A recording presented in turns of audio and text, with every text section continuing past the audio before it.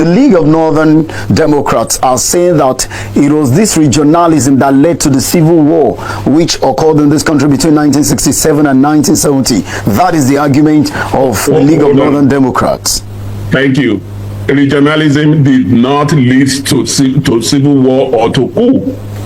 You see, when people want to be dishonest in their argument, they come up with all these things. It saddens me when I hear people say, oh, the regional government led to. It didn't. It was the finest. As a matter of fact, the area, the United Arab Emirates, came to they borrowed from our constitution.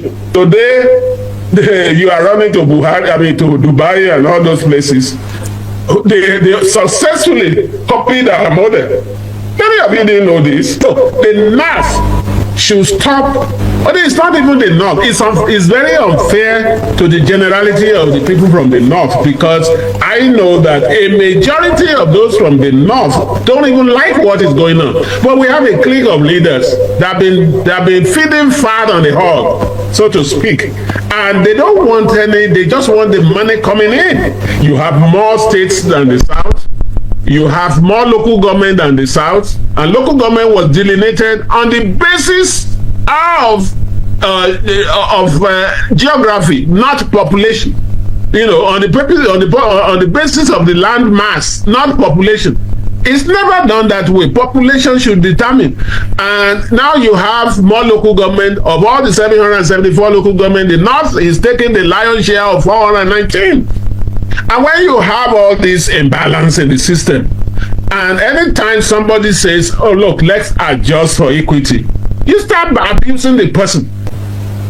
In the beginning, after independence, the West determined that education was the key. And they placed all their resources, all that to promote education. And the result is what you see today. You are looking at it. So much so that we are now exporting expertise around the globe, whereas the others prefer something else. Those who prefer to secure heaven through religion are still there. They are the ones that are saying that, look, we must subject the whole country to what has not worked for them.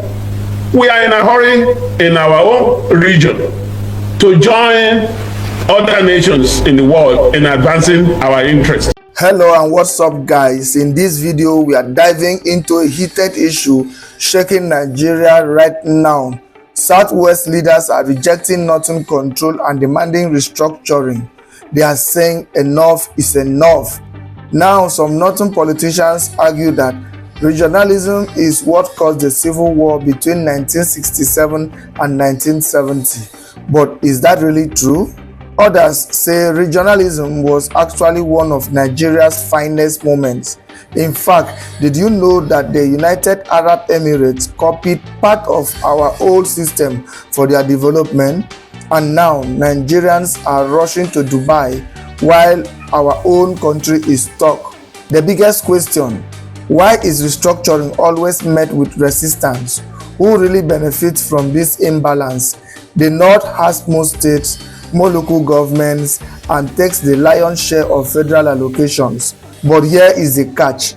Local governments were created based on land size, not population. That's not how it should be done.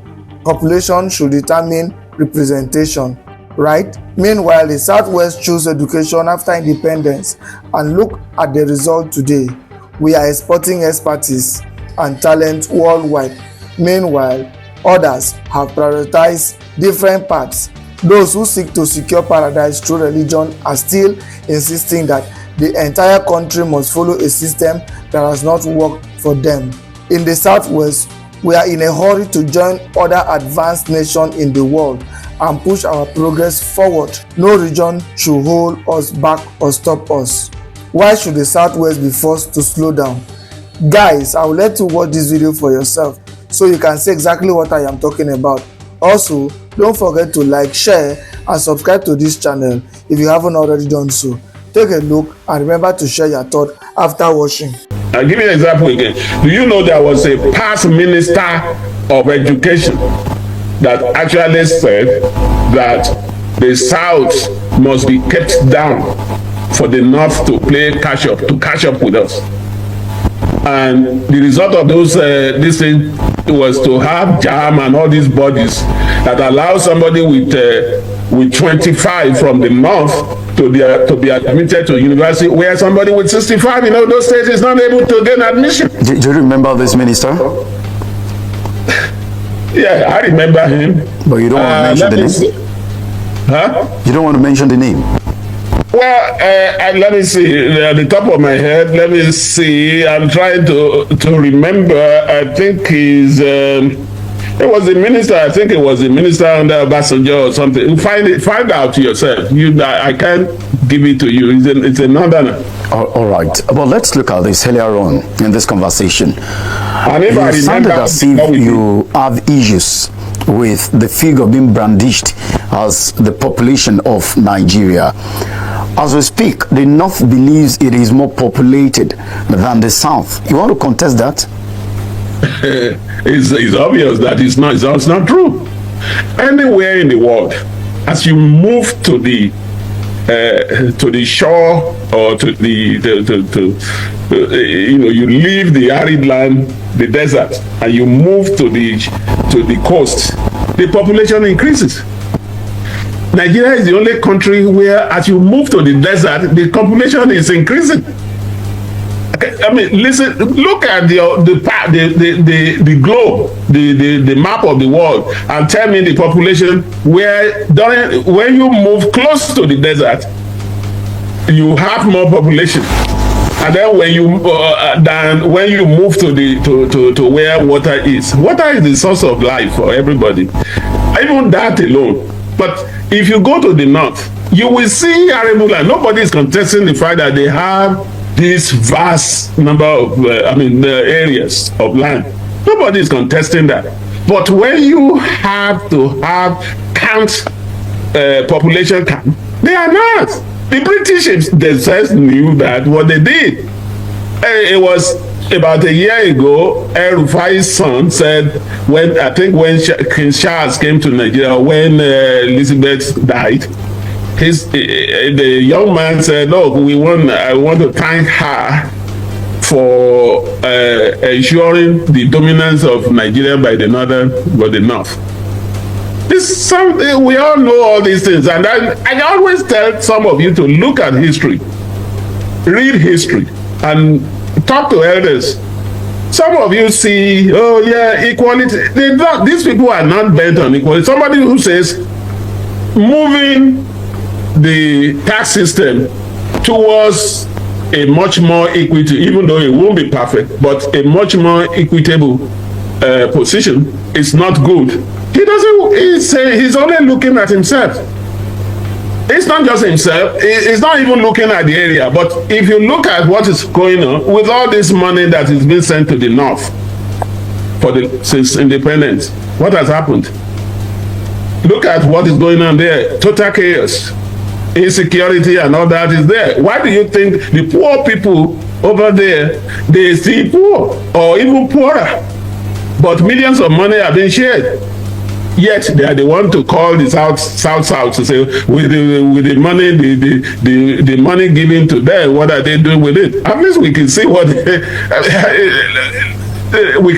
are doing with it. What have they been doing with theirs? It looks like the feudal system still persists in the North, and we are not even quarreling with that now. Those of us in the regional government saying that it was what all Nigerians negotiated at independence, all segments, the North, the South, the East, we agree to that.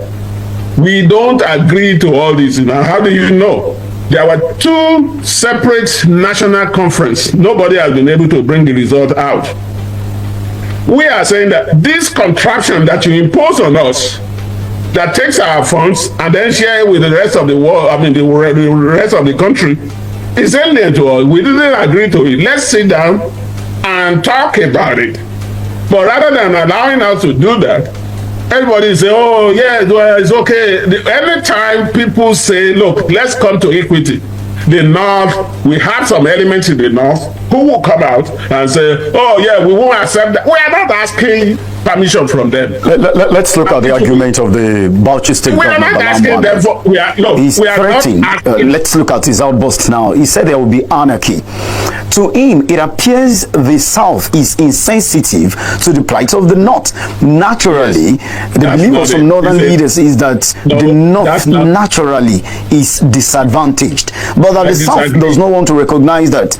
They are saying that, oh, it's not because the Northerners are lazy, not because, but Mother Nature, in some cases, or on some things, has not been fair to the North. That is the grasp of some northern leaders with the South. Listen to me. What do you mean by that? Mother Nature has not been there. Is that, even look at the premise of your argument.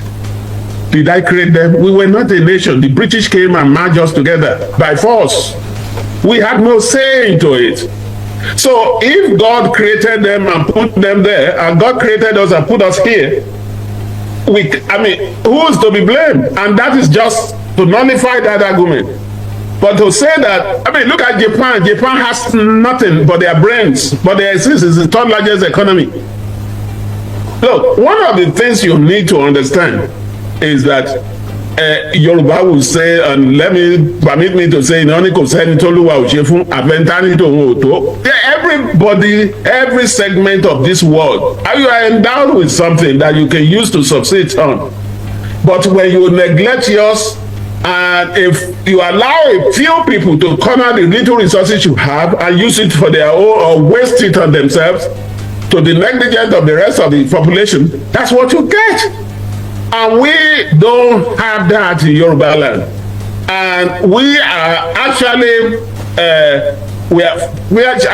fearful that this indolent, not productive system might actually be the norm in Yoruba land if nothing is done quickly. And that is why we are saying that, look, you cannot legislate unity. Every time they say, oh, the unity of the country will be threatened. Oh, okay, fine. So adjust yourself. Don't keep telling us to keep bearing the burden. We are tired of bearing the burden. We cannot continue that. All our children that were trained, look at the scenario in the Yoruba states. All the children, all the families deny themselves. Education is delayed gratification. Your parents deny themselves. They could have taken the third or fourth or fifth wives. They deny themselves and put money on you to go to school. You get educated, you become an engineer, you come out, you are not employed. You can't do anything. The next thing is to go through the desert through Libya to try to escape. In Yoruba land today, there is no family. The poorest family will have at least one person who has managed to get out of the country. It doesn't matter whether he lands up in Dubai or lands out in any of the Middle Eastern countries, but they are all over the world. And it's an alarming. And most of these houses are left fallow without anybody there. And now you have people who are coming from other regions to stay there. It should alarm every Nigerian, every Yoruba person. And that is not, look at the President Trump, President Biden gave 6 Nigerians an award recently. And I can tell you from their names that at least 3 of them are Yoruba for careers and in science and all that. And you can see them. You can hardly see any hospital, big hospitals in the United States without meeting Nigerians who are doctors, nurses, and all that.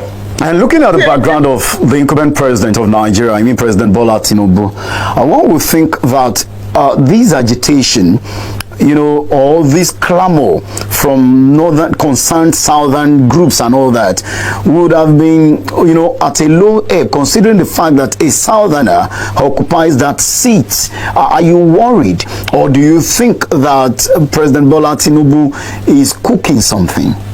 Well, look, I'm not telepathic. I don't have telepathy to be able to understand, but I actually fear that President Bola Tinubu will not, will not make the same mistakes that Obasanjo, Jonathan, and now himself, I hope they won't make the same mistake.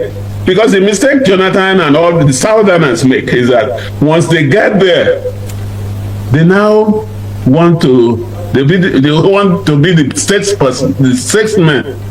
Oh yeah, we have to listen to the North. The North is always getting but not giving. They always make sure and they shout the moment. I mean, how do you for instance, how will you explain the fact that all the military formations are concentrated in the North? How will you say the armed forces, even an arm of the CBN was actually said, look, what are they doing now? Yeah, they're better off. They're better off in Lagos. People are shouting, oh yeah, we will not vote, we will not dare, we will cause trouble. Every time their supposed interest is touched in the interest of the country, everybody is shouting. I'm not even everybody. They are the vocal minority from the North. Let me put it that way. They are shouting, oh, the North won't. It has gone into a situation where I sit in a meeting and say, here are North, man. That is, it's not for them to grant. We are telling them now. Well, someone watching this program now may accuse you, I mean someone from the Northern extraction, may accuse you of just, showing hatred to the North for no just cause. Why would I hate the North? Give me a reason why I should. That is not. I'm just saying that, look, let's examine what's going on. This is a multi-ethnic nation. If we want to build a nation, we need to build a nation based on equity and respect for each other. We must talk to each other. Don't say it's my way or no way. If you say that, you are telling me to go to places. And at that time, we don't react. The Yorubas don't react kindly to people saying, oh, I'm not going to die. Look, the Yorubas' most important attribute is to be able to dialogue with others. We will talk, we will speak, we will reason with you. Well, where you say, no, it's my way. We don't need to. We are the Yorubas are the largest single ethnic group in Nigeria. Okay, so someone will argue that since inception, as advantageous as you may think that the North has been, there are people from the North who are pointing at the number of Amajiris that the North has. Now, someone will blame the North. They say someone will blame the North, saying it is its making. But the argument of these ones is that if the North has actually benefited so much from Nigeria as an entity, how come it has this number of Amajiris? How come poverty, sits in the North, as it were, without, calling out the North or without labeling it? But that is what data says. So they will say, these ones are saying, oh, if the North are so much benefited, if the North is enjoying, Nigeria, with all these indices, no, the South should rather have a rethink. Listen, you see, anybody, if you say, or letting me, that you are lazy man, you say, oh no, I'm not really lazy. It's just this is dry season, because in dry season there's not much to be done in the farm. That's exactly what you just said. Look, we all started at independence at the same time. The action group went on the drawing board with Awolowo leading.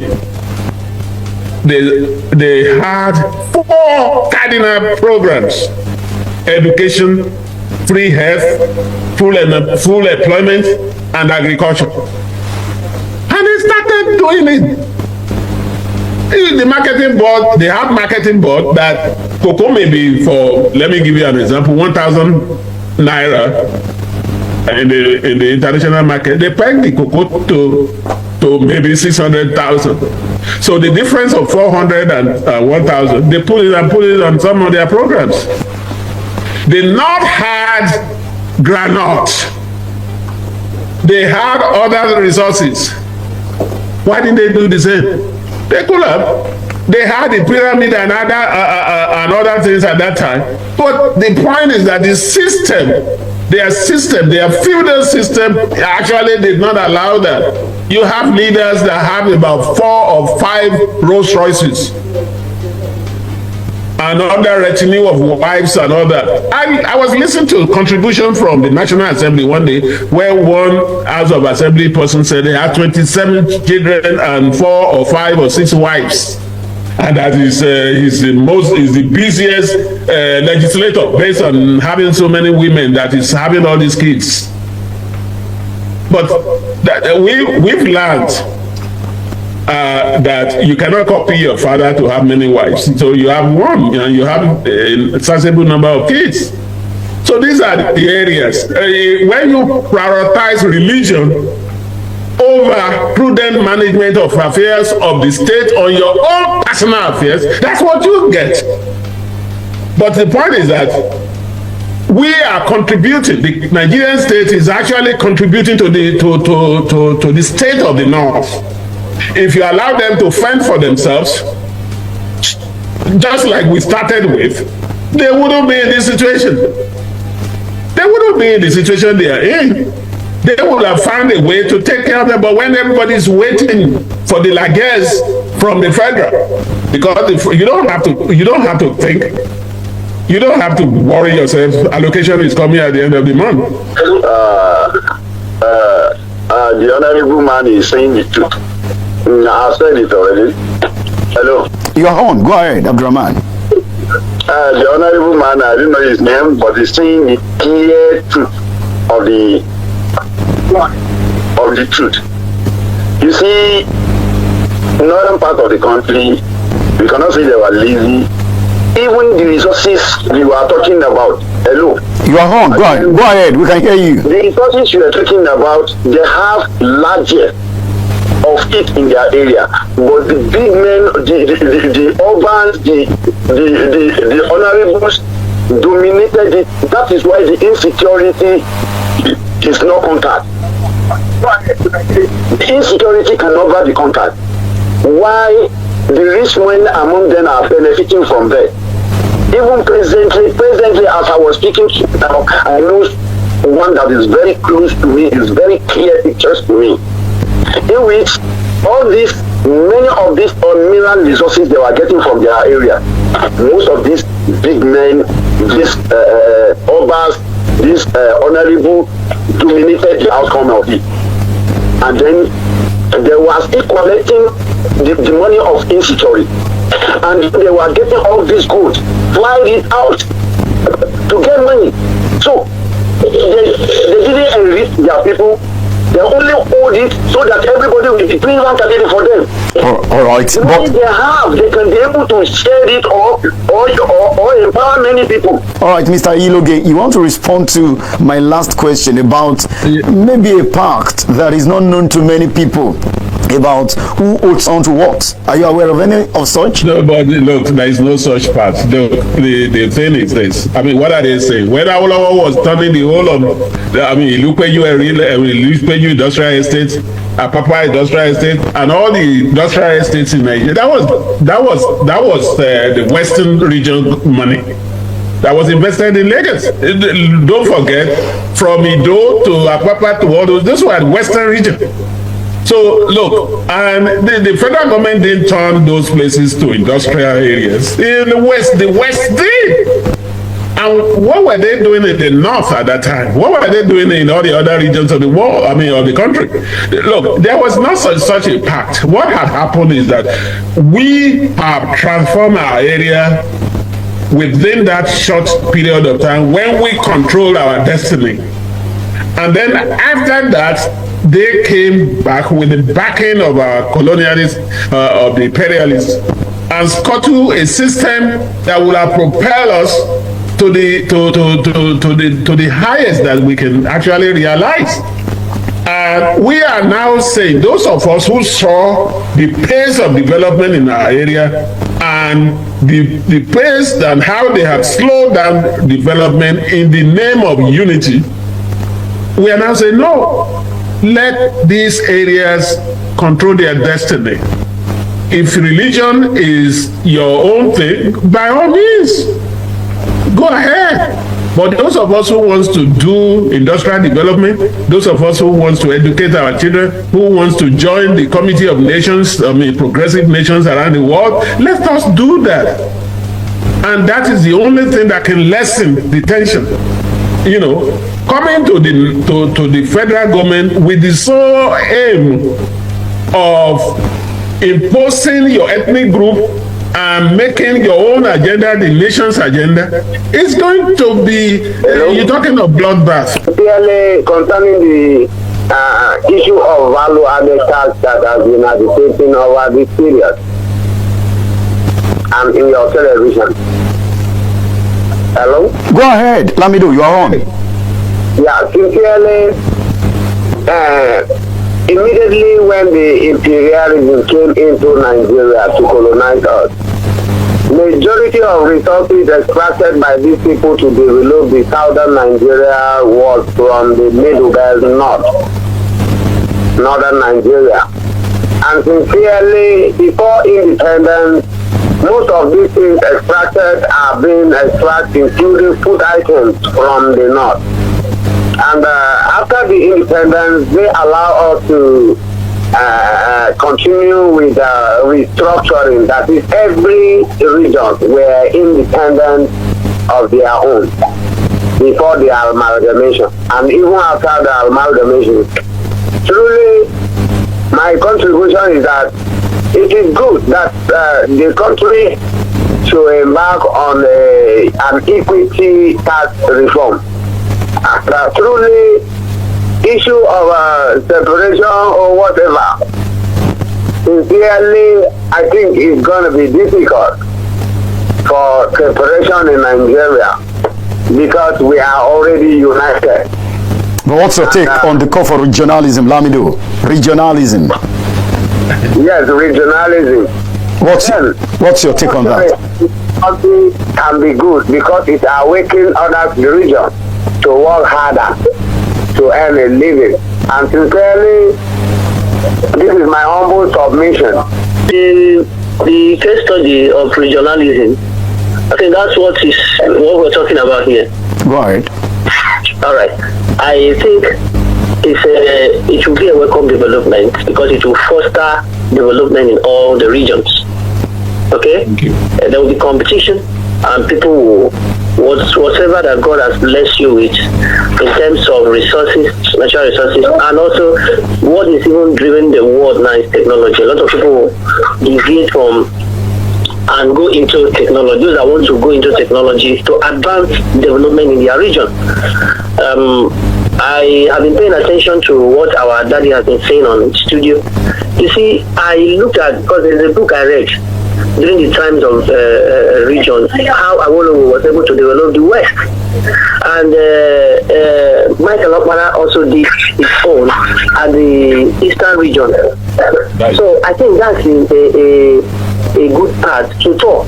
And with this, I also see the reason why Ojukwu also agitated for independent state of the region. At Aburi, the agreement at Aburi, we are still running back to that same topic. So, well, I pray that God help, because the truth remains that Nigeria has just been rolling. We are not falling out. We are not reaching up to other nations in terms of development. All right. Thank you very much. Thank you so much. I pray that this will not also kill him, because they are, for me, as far as I'm concerned, they are the problem. They are the ones dragging us back. I don't want people to walk away thinking that WRO, Western Region Organization, I'm from the West. We used to be called the West, no, Southwest. I'm from the West, and I'm qualified to talk about the West. So those from the South can say, well, South Regional Organization. Those from the East will say East Regional Organization. Those from the Northwest will say Northwest Regional Organization. In which case, look, there's something very pragmatic about the Yorubas. They don't come out with something that is only unique to the Yorubas, but they want that. I've always told people, when you get anything from the Western Region Organization, delete or take out West and put your region there. You see that is relevant. So. The Yoruba adage said, a 5 years old who did not work is a problem to the family. When we just continue keeping Nigeria from working, anytime there's any program for this country to move, we will kick against it. And from what the man is saying, the other man is saying, it is time for Nigeria to rise. When a child believes my father will be feeding me, he will get lazy. A lot of money has been taken to North, and it's not showing. The leaders who contribute to gather the money and make use of it. I grew in the North. I came to North as a Yoruba. I grew in the North. I'm 74 years old now. I know a messenger who we are calling, his name is a man of 36 wives. Who is a messenger? I was proud of it. How many wives? 36 wives. 36 wives? One died, one has died, one has gone, one has 36, and then he was here like 22 in his command. And he's a driver. And he said, no, it's a messenger in office, in education. That's my wife works. You see? All right. They call him in my data Latin, they call him the man of 36 wives. He's a messenger. In my wife's office, in education, in his area. I like his family or something of that nature. Who is a messenger? And we are proud of him. We have allowed a religion to blindfold all the systems. So you should live one for one. When we are talking of development, let's give him a chance. We are one as a Nigeria, but let everybody go back and work as a region. All right. All your people, just a drum table. We want to move. One will Nigeria continue to grow. And we never will they bring the machine because of the religion to critics. We now bring Boko Haram. All right, Mr. John. If it happened in Zaria, which is this one from Zaria. So when you are talking about religion, religion is to serve God. All right, Mr. John. Let's leave it there, Mr. You can see that even from the north, from the east, from the Abuja central area and all that, everybody, they see the sense in the regional approach. I'm very happy that 100% of the callers seem to like the position. I mean, look, they like the position that we've taken on this, even those who were not born around that time. We need to educate our people. We need to let them know that there is an alternative to what is going on. Look, the North should stop. But it's not even the North. It's very unfair to the generality of the people from the North, because I know that a majority of those from the North don't even like what is going on. But we have a clique of leaders that have been feeding fat on the hog, so to speak. And they don't want any, they just want the money coming in. You have more states than the South. You have more local government than the South. And local government was delineated on the basis of geography, not population. You know, on the basis of the land mass, not population. It's never done that way. Population should determine. And now you have more local government. Of all the 774 local government, the North is taking the lion's share of 419.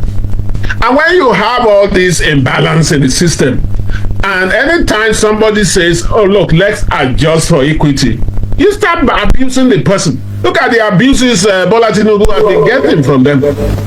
Just on the basis of actually say, let's move the needle a little bit. We are not in line with what he's saying. Like I said, what will satisfy us is to revert the VAT back to the states.